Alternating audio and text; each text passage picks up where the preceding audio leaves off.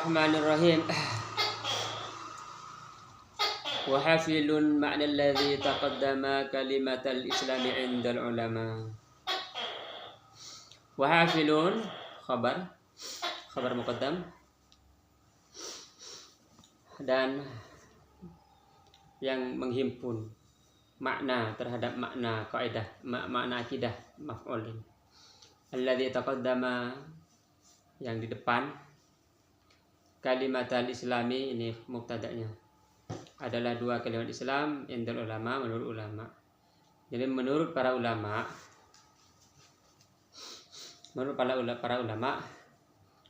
dua kalimat Islam, kalimat tauhid maksudnya, yaitu la ilaha illallah Muhammadur Rasulullah, itu menghimpun makna akidah, makna 50 akidah itu yang telah disebutkan di depan. Jadi 50 akidah yang disebutkan di dalam kitab ini, mulai dari wujud kita, baqa mukhalafatul hawaditsi hingga 20, lalu yang mustahil 20, adam hudus fana hingga 20, lalu 1 yang jaiz bagi Allah, lalu 4 sifat wajib bagi Rasul, Siti amanatil fatamah, lalu yang mustahil juga khianat iman balada, dan yang jaiz bagi Rasul, itu semuanya 50 kan?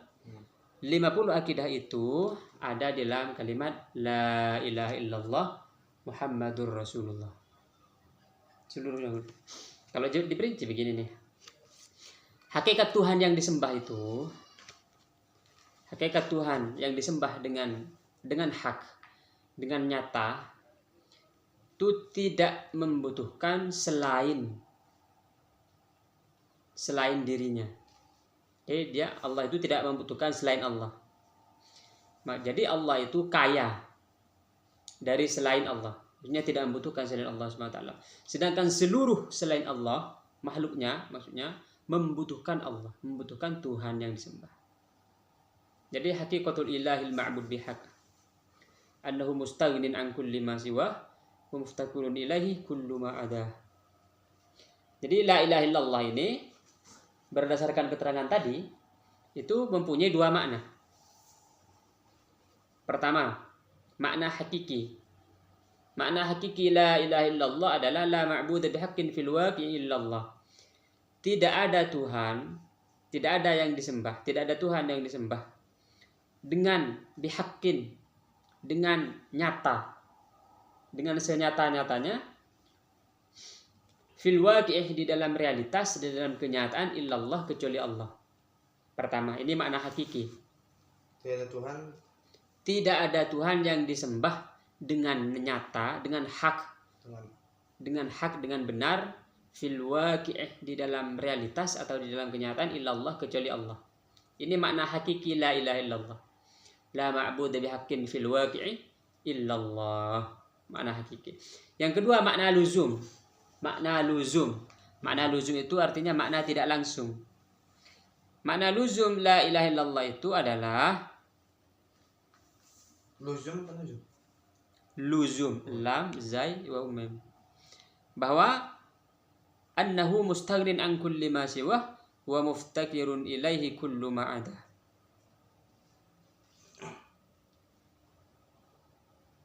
Jadi tidak ada,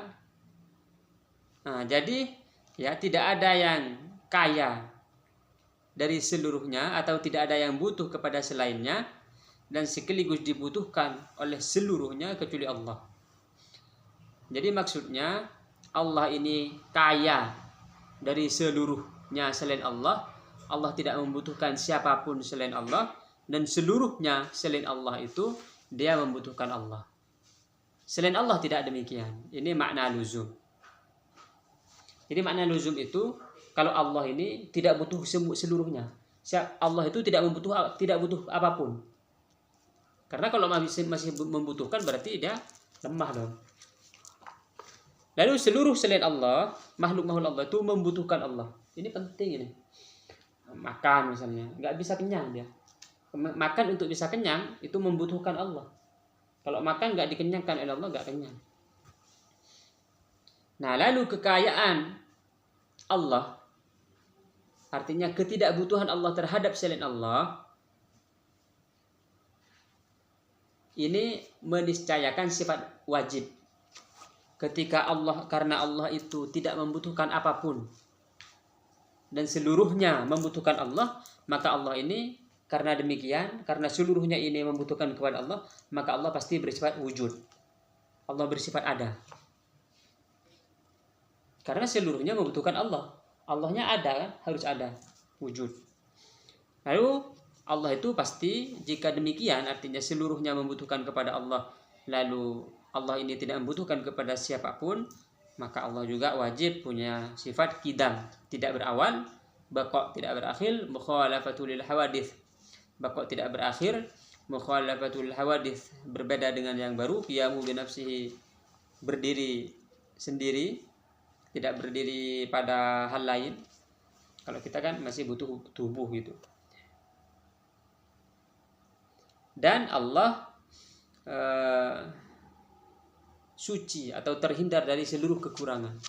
Karena seluruh tempat ini, seluruh alam semesta itu ternyata penciptaannya sempurna. Kalau diperhatikan misalnya mata nih, dia sangat teliti Allah merancangnya. Bisa meniru mata ini, bisa buat kamera, bisa buat apa lagi,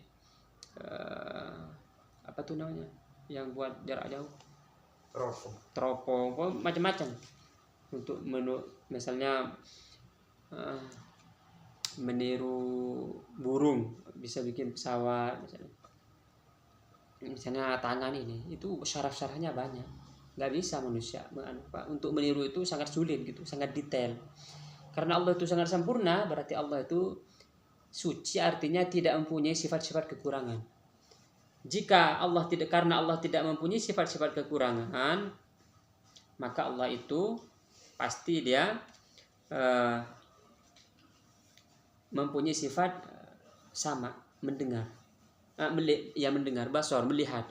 Allah melihat ketika menciptakan ini dan mendengar ketika menciptakan segala sesuatu itu. Dan kalam, Allah berfirman. Karena kalau bisu berarti Allah ada aibnya.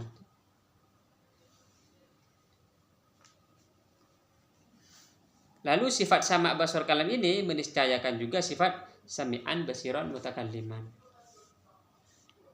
Jadi sudah berapa tuh? La ilaha illallah ini, dari la ilaha illallah ini lahir wujud qidam baqa mukhalafatul hadisi kamu bi nafsi wa dinat qudur idar sama basar kalam qudur mudaran aliman hajan sami'an basiran mutakalliman. 20. Sudah 20. Ketika Allah mempunyai sifat yang wajib 20 ini, maka secara otomatis Allah mempunyai sifat yang mustahil. Berarti ada, karena Allah wujud, wajib ada, maka mustahil Allah punya sifat ada. Terus seperti itu hingga lengkaplah 40.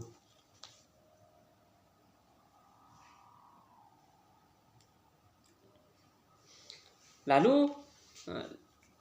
karena Allah dengan sebagai Tuhan sangat sempurna, mempunyai seluruh sifat yang terpuji dan terhindar dari seluruh sifat yang kurang, maka hal ini meniscayakan Allah mempunyai sifat yang jaiz, bisa melakukan apapun sekehendak Allah, tapi kekuasaan Allah ini tetap pada mungkinat, yang mungkin, tidak pada yang mustahil.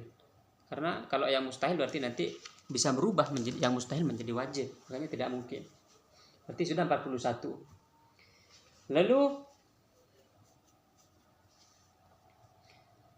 karena selain Allah itu membutuhkan Allah, maka kebutuhan selain Allah kepada Allah ini meniscayakan sifat hayat, bahwa Allah itu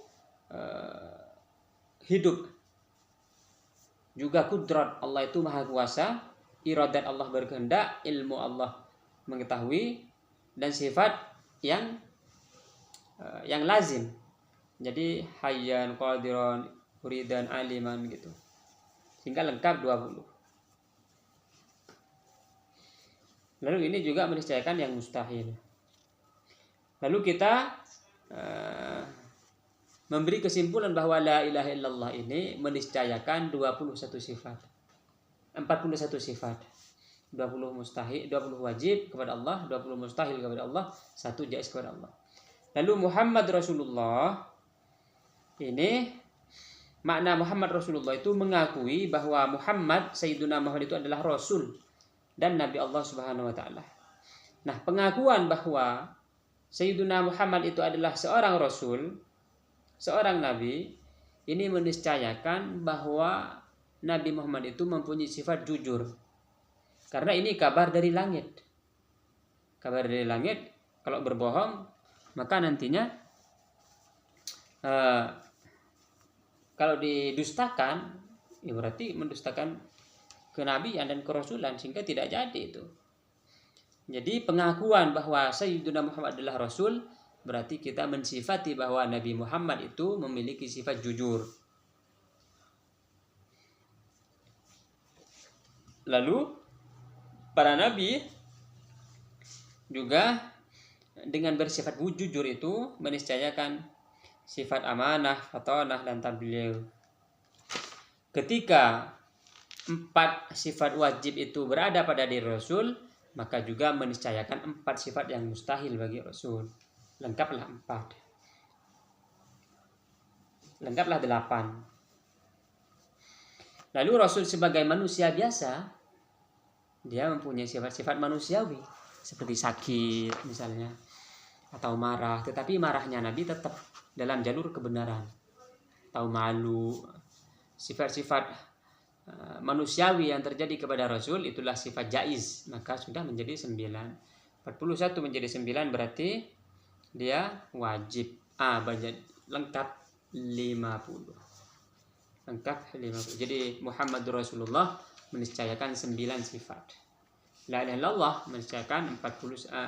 41 tambah 9 menjadi 50. Gitu.